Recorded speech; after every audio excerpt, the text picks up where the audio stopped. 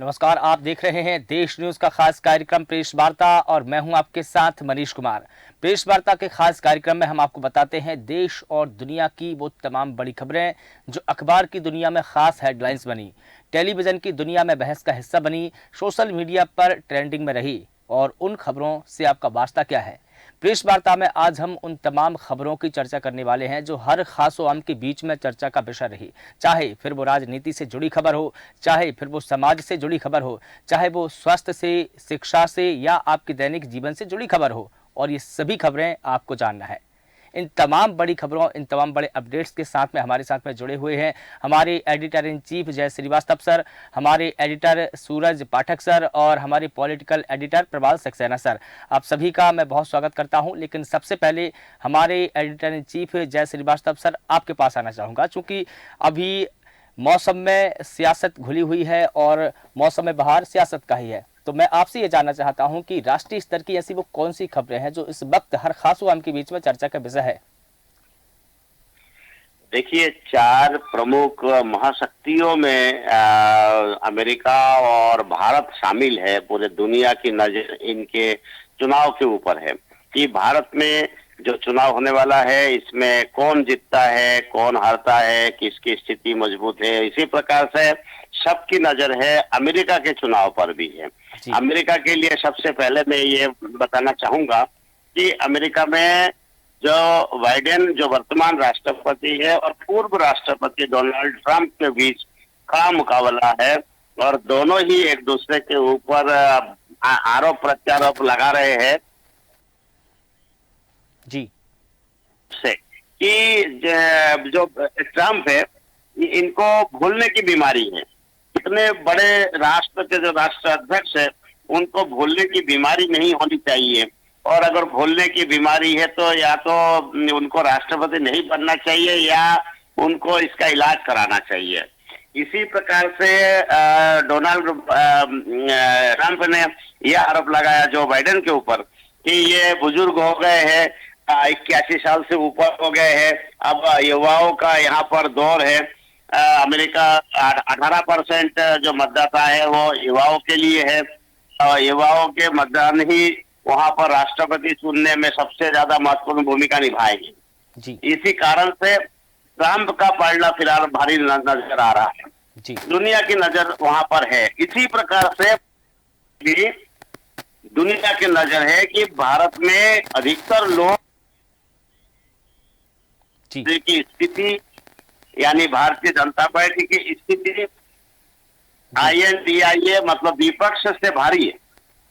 दुनिया की नजर इसीलिए भी है क्योंकि राहुल गांधी से लेके अनेक नेता तो भारत विरोधी देश है, उनसे जो है वहां जाके कुछ ना कुछ बयान वगैरह देते हैं, उससे भारत में और ज्यादा नुकसान उठाना पड़ता है उनको जी। तो अभी जो चुनावी माहौल है इससे ऐसा लग रहा है कि आपको एक बात बताना चाहूंगा कि भारतीय जनता पार्टी एक एक सीट पर मंथन करके उम्मीदवारों के बारे में सोच रहे हैं, उसके बाद लिस्ट में शामिल कर रहे हैं, और वही कांग्रेस के लिस्ट की अता पता भी नहीं है। मैं आपको देश में जिस प्रकार से वातावरण निर्मित हुई है, विशेष करके राम मंदिर निर्माण के बाद हर प्रकार से भारतीय जनता पार्टी मैसेज देना चाहती है कि हम लोग राममय है, देश राममय है और हम राम के भक्त हैं। इसी का एक ताजा उदाहरण मैं आपको बताना चाहूंगा जी। जो मेरठ में जो वर्तमान सांसद है उनका टिकट अरुण गोविल को टिकट दिया गया है। अरुण गोविल राम के भूमिका में, रामायण में महत्वपूर्ण राम की भूमिका निभा चुके हैं, और उस समय जब रामायण यहाँ पर प्रसारण किया जाता था उस समय अधिकतर लोग सड़क से लेके जो है बिल्कुल घर में जाके टीवी के सामने बैठ जाते थे और अरुण गोविल को राम के भूमिका में ना देखते हुए राम के रूप में देखते थे। इसी कारण से मंदिर निर्माण के बाद भारतीय जनता पार्टी हर प्रकार के मैसेज देना चाहते हैं कि हम राम के साथ हैं। यही कारण है कि जो अरुण गोविल है वो राम की भूमिका निभाने के कारण से आज मेरठ से कद्दावर नेता अग्रवाल का टिकट काटकर अरुण गोविल को वहाँ टिकट दिया गया है। जी बिल्कुल। वहाँ जो अग्रवाल समाज है उनका बाहुल्य है, और ऐसे में एक अग्रवाल का टिकट काटना कठिन होता, किसी उनके टिकट काट के किसी और को दे दे। लेकिन अरुण गोविल भी इसी समाज से आते हैं, वो भी अग्रवाल हैं। इस कारण से उनको अग्रवाल समाज की नाराजगी भी नहीं होगी, और राम भक्त होने का प्रमाण भारतीय जनता पार्टी और देंगे, और राम की भूमिका में आने वाले जो व्यक्ति है उनको वहां टिकट दिया है। इससे एक माहौल पैदा होगा। देखिए कितने दूर की सोचते हैं कि मंदिर निर्माण में जो माहौल बना उसमें और आगे जाके जो है थोड़ा 2 कदम आगे बढ़ाया कि राम की भूमिका में आने वाले व्यक्ति को वहां पर टिकट दे दिया। जी बिल्कुल। जी मनीष जी। जी बिल्कुल। हमारे पॉलिटिकल एडिटर प्रभाल सक्सेना सर भी हमारे साथ में जुड़े हैं। सर, मैं आपसे ये जानना चाहता हूं कि मध्य प्रदेश की वो ऐसी कौन सी खबरें हैं जो राजनीति से जुड़ी हो, चाहे पर वो समाज से जुड़ी हो, जिनका असर आम नागरिकों पर है और आम नागरिकों के बीच में वो खास चर्चा का विषय रही है? देखिए मनीष जी, आज 8 मार्च है और जहां अंतर्राष्ट्रीय महिला दिवस है, वहीं महाशिवरात्रि का भी महापर्व है। तो आज पूरा प्रदेश जो है एक तरफ भगवान शिव की आराधना में, साधना में लीन है, क्योंकि हिंदुस्तान में नहीं पूरी दुनिया में महाकाल को माना जाता है, और उज्जैन जो है इसका सबसे बड़ा नगर है। उज्जैन इस समय जो है पूरी तरह से न केवल धार्मिक है बल्कि पूरी तरह से शंकर शिव के प्रार्थना आराधना लीन है। इसी तरह राजधानी में भी बड़े बड़े महादेव मंदिर है जहां से बड़ी एक बारात निकलती है। जी। आज पूरा प्रदेश के तमाम नेता इन मंदिरों में जाके आराधना कर रहे हैं, क्योंकि भारतीय जनता पार्टी पूरी तरह से राम में हो चुकी है, और धार्मिक जो आस्था का विषय है उसको वो किसी भी कीमत पर जो है छोड़ेगी नहीं। तो ये एक अच्छा आज आस्था का पर्व है। वहीं महिला सशक्तिकरण के लिए अंतर्राष्ट्रीय महिला दिवस है, तो आज महिलाओं भी बढ़ चढ़कर हिस्सा ले रही हैं। आज सरकार ने भी महिलाओं के लिए तमाम योजनाएं शुरू की है। आज जो है बसों में निःशुल्क यात्रा है, राष्ट्रीय जो यहाँ पर मेले हैं उससे महिलाओं की भागीदारी बढ़ चढ़कर हो रही है। तो एक प्रकार से राजनीति के साथ साथ धार्मिक के साथ साथ आज प्रदेश का माहौल एक अजीब व गरीब है। इस बीच जो है जो भारतीय जनता पार्टी के प्रत्याशी है वो भी घर घर जाकर जो है वो प्रार्थना के साथ अपनी बात रख रहे हैं, और कांग्रेस के लोग अपने प्रत्याशियों का इंतजार कर रहे हैं। जी बिल्कुल। जी, हमारे साथ में हमारे एडिटर सूरज पाठक सर भी जुड़े हैं। सर, मैं आपके पास में आना चाहूँगा और आपसे यही जानना चाहूँगा कि चुनाव को लेकर की, और आज तो महाशिवरात्रि का महापर्व है, इसको लेकर की क्या कुछ अपडेट्स है, क्या कुछ जानकारियां हैं? सर, क्या आप मुझे सुन पा रहे हैं?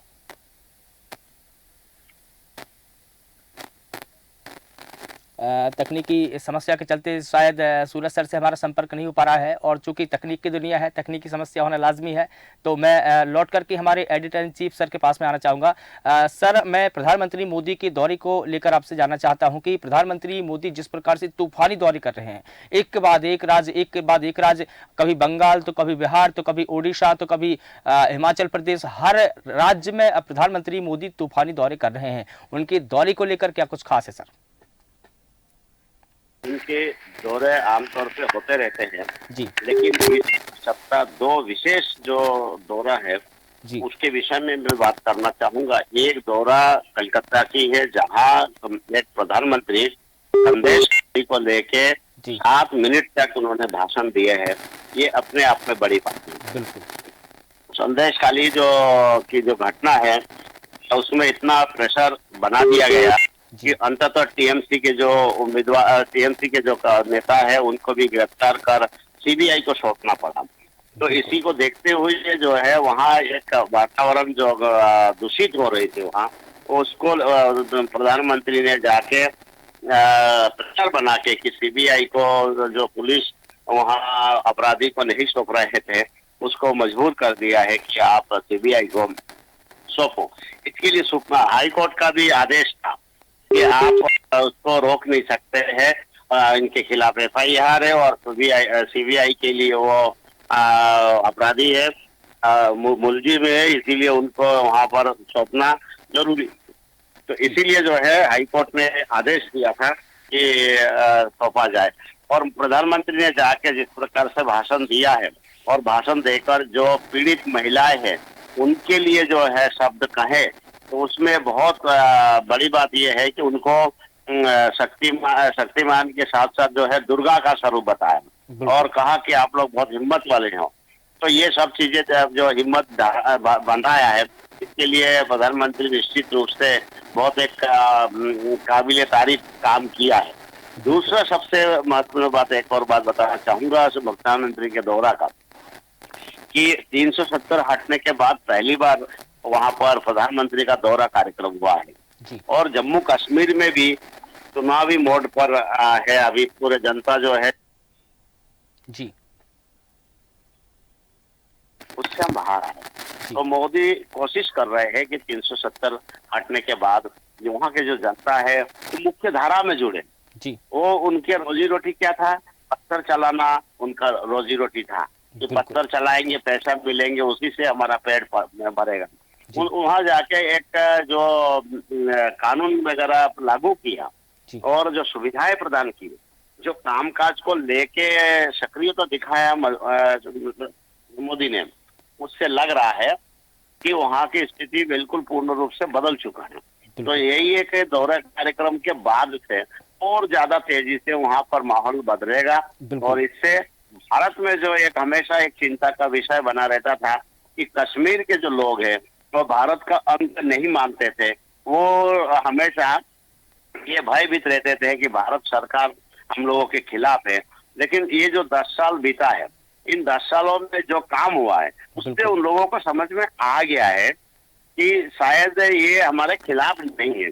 हम लोग ऑटोमेटिक जो है दिमाग में एक चित्रण कर लिया था, एक फिल्म बना लिया था कि मोदी सरकार या भारतीय जनता पार्टी की सरकार हमारे खिलाफ है। लेकिन 10 साल का अनुभव और आजादी के बाद से लेके 2014 तक का अनुभव उनको ये दर्शाने के लिए काफी है कि आजादी के बाद से लेके 2014 तक आपका जिस प्रकार से शोषण हुआ है, जिस प्रकार से विकास नहीं हुआ, जिस प्रकार से सबको डरा धमका के रखा गया था, यही कारण था जो युवा है वो भटक गए थे, पत्थर चलाने के लिए मजबूर हो रहे थे। लेकिन सबसे पहले 370 हटाया गए, उसके बाद जब जिस प्रकार से वहाँ का विकास हुआ, वहाँ के लोगों को रोजगार दिया, उससे ये लग रहा है कि शायद अब वहाँ के जनता और युवा संतुष्ट है और इसके साथ साथ अब वो पत्थर चलाने के लिए तैयार नहीं होंगे, मुख्य धारा से वो जुड़ने लगे हैं। तो मोदी के दौरे से ये फायदा पड़ा है, संदेश गया है,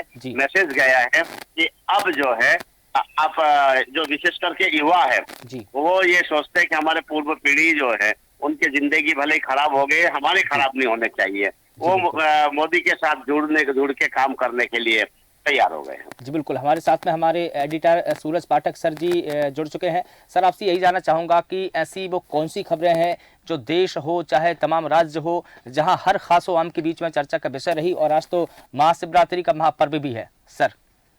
बिल्कुल मनीष, जिस तरह से आपने उल्लेख किया कि महाशिवरात्रि का महापर्व है और साथ में आज अंतर्राष्ट्रीय महिला दिवस है, दोनों चीजों को जोड़ के देखा जाए तो जहां अर्धनारीश्वर की बात आती है कि अर्धनारीश्वर में जहां शिव में आदि नारी आधा पुरुष का स्वरूप दिखता है, वहीं पार्वती में आधे पुरुष और आदि नारी का स्वरूप दिखता है। मतलब शिव में यदि शक्ति का स्वरूप है तो पुरुष में नारित्व है, तो नारी में पौरुष का भी स्वरूप हमें दिखाई देता है।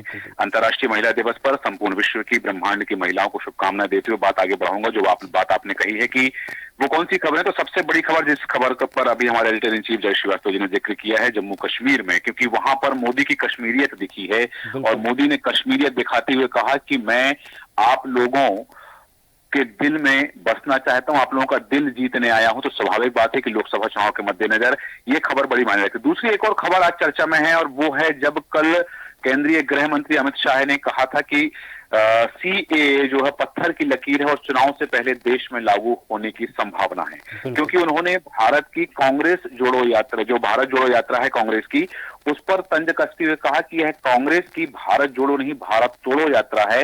उस पर तंज कसते हुए कार्यक्रम में कहा है उन्होंने कि वर्तमान में सीएए की आवश्यकता है और यह देश के लिए एक पत्थर की लकीर साबित होने वाला है। एक और बात यहाँ जिक्र करना चाहूंगा एक खबर का और कि जिस तरह से एडीआर की रिपोर्ट में बात सामने आई थी कि बैंक के पास बॉन्ड का जो डाटा होता है, इलेक्टोरल बॉन्ड जो होता है, जो पार्टियों को, राजनीतिक दलों को मिलने वाला चंदा है, उस चंदे पर एडीआर ने अपना मत स्पष्ट कर दिया है कि वह चुनावी चंदे के बारे में जानकारी पाना मतदाताओं का अधिकार है और मूलभूत अधिकार के तहत उन्हें जानकारी होना चाहिए, वो गुप्त नहीं रहना चाहिए।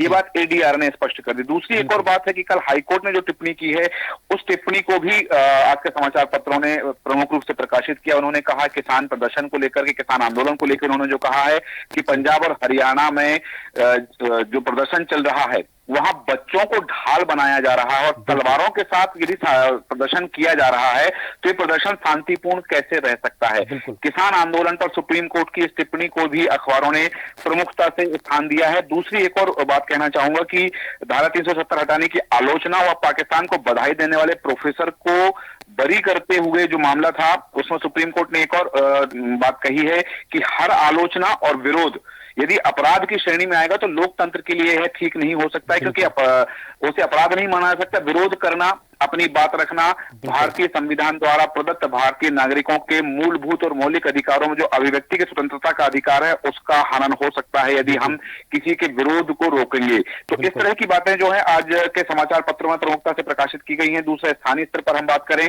तो स्थानीय स्तर पर एक खबर जो भोपाल सांसद रही प्रज्ञा सिंह जो है, उनका जो सीहोर में जो उन्होंने किया था शराब दुकान पर ताला तोड़ना, उसको लेकर के भी स्थानीय अखबारों में उसका फॉलोअप दिया जा रहा है कि वहां स्थानीय विधायक जो हैं सुदेश राय, उनने स्पष्ट टिप्पणी कर दी है कि वो प्रमाण प्रस्तुत करें कि वह दुकान मेरी है, क्योंकि वो उनका ये कहना था कि मुझे मालूम नहीं थी कि दुकान किसकी, शराब दुकान पर जो उन्होंने किया था। तो इन खबरों को आज प्रमुखता से स्थान दिया गया अखबारों में। जी ठीक है सर, एक चीज और जानना चाहूंगा, आपने एडीआर का जिक्र किया है तो एसबीआई को लेकर एक सोशल मीडिया पर मीम्स बहुत वायरल हो रही है। वो मीम्स में ये था कि जब ग्राहक एसबीआई में जाते हैं तो एसबीआई के जो कर्मचारी वो कहते हैं लंच के बाद आना, और अब एसबीआई से डेटा मांगा तो एसबीआई ने कोर्ट से कहा कि चलो चुनाव के बाद आना। इसमें इसको लेकर क्या कहेंगे? कुल मिलाकर इसमें यह संदेश देने की कोशिश की गई है कि जो एसबीआई बैंक है वो हमेशा काम टालती रहती है, तो ये काम टाल रही है क्या सर?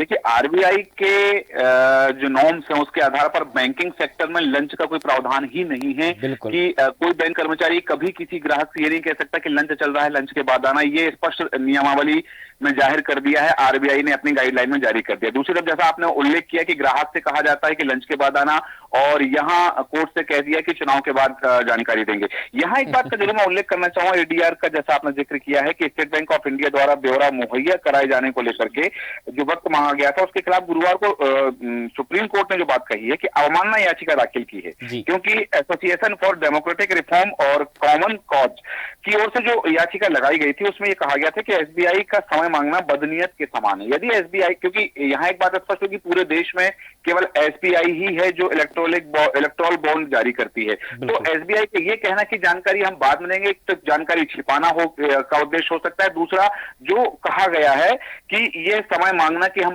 उनकी बदनीयती जाहिर करता है कि आप क्यों नहीं देना चाहते, क्योंकि चुनाव सामने है, किस राजनीतिक दल को कितना चंदा मिला है, किसके माध्यम से मिला है। तो स्पष्ट है कि कोर्ट ने कहा है कि इसको जानने का मूलभूत अधिकार मतदाता को है। मतदाता जानना चाहता है कि किस राजनीतिक दल को किसने कितना चंदा दिया है। हाँ, उसका एक ये सापेक्ष तरीका हो गया है ताकि उसमें पारदर्शिता रहे, ये गुप्त दान के रूप में ना आए कि कोई अपने ब्लैक मनी को अवॉइड कर रहा है या फिर ब्लैक मनी के रूप में दे रहा है, तो ये ना हो। एसबीआई को माध्यम बनाया गया है कि आप इलेक्टोरल बॉन्ड के तहत पार्टी को चंदा दीजिए, वो 10 रुपए का भी हो सकता है, वो 10 करोड़ का भी हो सकता है, लेकिन यहाँ देने वाले को स्पष्ट करना पड़ेगा कि वो किस पार्टी को दे रहा है और क्यों दे रहा है, उसके पास वो राशि कहां से आई। तो ये ब्लैक मनी का जो सिस्टम खत्म करने की कवायद थी, अब यदि समय मांगा जा रहा है स्टेट बैंक के द्वारा कि हम चुनाव के बाद देंगे, तो स्वाभाविक बात है कि ये काम को और बात को टालने के नजरिए से ये बात कही जा रही है। जी मनीष जी, बिल्कुल। तो वो जो मीम्स है वो कहीं ना कहीं इस बात का संकेत है। हमारे साथ में पॉलिटिकल एडिटर प्रभात सक्सेना सर भी जुड़े हैं। सर, समाज और सोशल मीडिया की वो कौन सी खबर है जो इस बीच चर्चा का विषय है, चाहे वो युवा हो चाहे सभी वर्गों हो? देखिए, इस तरह से अभी राहुल गांधी ने युवाओं के लिए 30 लाख नौकरी की बात करी है जी। एक प्रकार से उनने युवाओं को लुभावने के लिए कांग्रेस की तरफ एक कदम बढ़ाया है। बिल्कुल। अब वो कितना सामान्य मैसेज जाता है ये अलग बात है। फिलहाल तो उन्होंने युवाओं को बढ़ते हुए रोजगार पर जो है वो चिंता जाहिर की है। वहीं भारतीय जनता पार्टी ने जिस तरह से नारा दिया है कि पूरा देश मेरा घर है, तो वो पारिवारिक पृष्ठभूमि बना के जो समाज की स्थिति है उस पर फोकस कर रहे हैं। खासकर हमारा जो विरासत है, हमारे जो प्राचीन मंदिर है या प्राचीन हमारे जो विरासत की चीजें हैं, उनको सरोजने की बात कर रहा है। तो ये एक प्रकार से युवाओं के लिए एक रोजगार का अवसर भी है कि वो कैसे उस पर जुड़कर अपनी विरासत को संभाल सकता है। जी। महिलाओं के लिए भी सरकार ने काफी महिला सशक्तिकरण की बात करी है। जी। तो आज महिलाओं का दिन भी है कि वो अपनी बात को पुख्ता और मजबूत के साथ रख सकती हैं। जी बिल्कुल,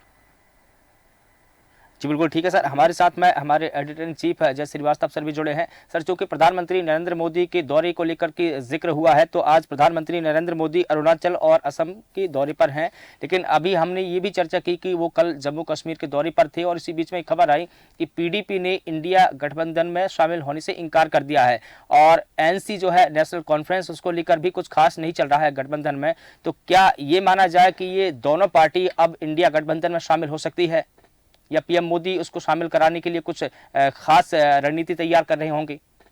देखिए, अभी जिस प्रकार से नरेंद्र मोदी जी काम कर रहे हैं, उनका एक ही टारगेट है कि मिशन 400 पार। जी। इसका मतलब ये है कि जो एनडीए है वो 543 में से 400 से अधिक सीटें लाने का प्रयास कर रहे हैं। जी।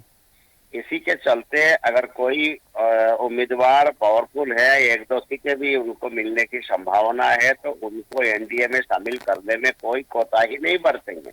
जी। दूसरी बात, जहाँ तक ये दोहरा कार्यक्रम है, दोहरा तो बहुत सामान्य प्रक्रिया है। जी। तो इसमें उनका तो सतत आपने देखा होगा, जहाँ जहाँ भी इसमें जाते हैं वहाँ कुछ ना कुछ एक बड़ा एक माहौल बना के लौटते हैं। जी। तो इसीलिए जो है कांग्रेस के भीतर ये चिंता है कि इस समय नरेंद्र मोदी के पक्ष में जो माहौल है उससे कैसे निजात पाया जाए।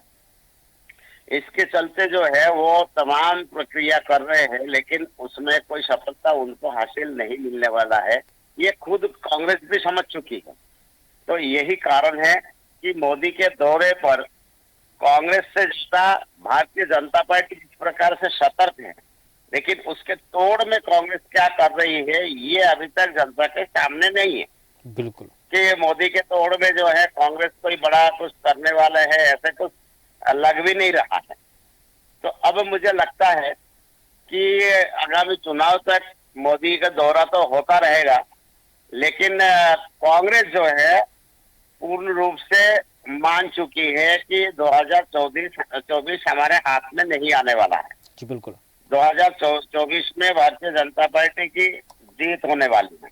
जी बिल्कुल। तो यही कारण है कि अभी देखिए यात्रा में राहुल गांधी खुद वहां पर मीटिंग में शामिल नहीं हो रहा है और यात्रा से जो है वर्चुअल रूप से वो जुड़ रहे हैं। जी। तो इससे आम कार्यकर्ता को संदेश ये जाता है कि एक और जहां मोदी सभी स्टेट में, सभी जिला स्तर पे भी जाने के लिए तत्पर है, वही राहुल जो है सीईसी की मीटिंग तक में शामिल नहीं हो रहे हैं। इससे एक निराशा का वातावरण निर्मित होगा कांग्रेस के कार्यकर्ताओं में, जिसका नुकसान कांग्रेस को होना सुनिश्चित है। जी जी मनीष। जी बिल्कुल सर, तमाम जानकारी, तमाम अपडेट्स के लिए आप सभी का बहुत शुक्रिया। चूँकि समय का अभाव है, तो आज के प्रेस वार्ता कार्यक्रम में हमने आपको दुनिया भर की खबरों से रूबरू करवाया, देश भर की खबरों से रूबरू करवाया और ऐसी तमाम खबरें की अपडेट्स दी जो आप सभी के बीच में चर्चा का विषय रही है। तो फिलहाल देश न्यूज़ के इस खास कार्यक्रम में इतना ही। देश और दुनिया की तमाम बड़ी खबरों के लिए आप लगातार बने रहिए और देखते रहिए देश न्यूज़। नमस्कार।